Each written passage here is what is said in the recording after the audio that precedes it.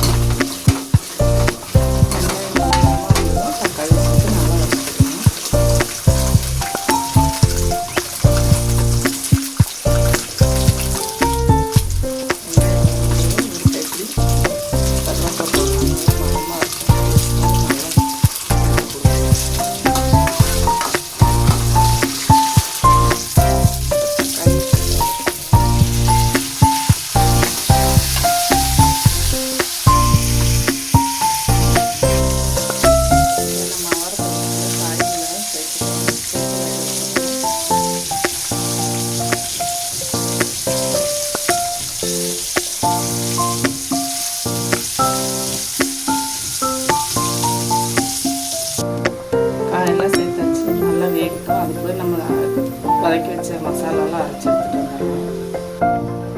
அரைச்சி வச்ச மசாலாவை நம்ம குழம்போடு சேர்த்துக்கலாம்.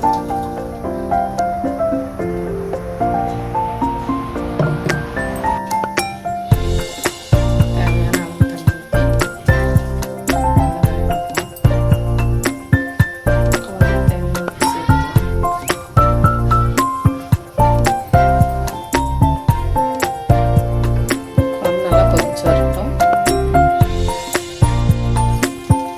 தண்ணி இப்போ நம்ம வந்து தாளிக்கிறதுக்கு ஒரு கரண்டி வச்சு நல்லா கொஞ்சம் எண்ணெய் ஊற்றிருக்கோம். கடுகு போட்டுருக்கோம்.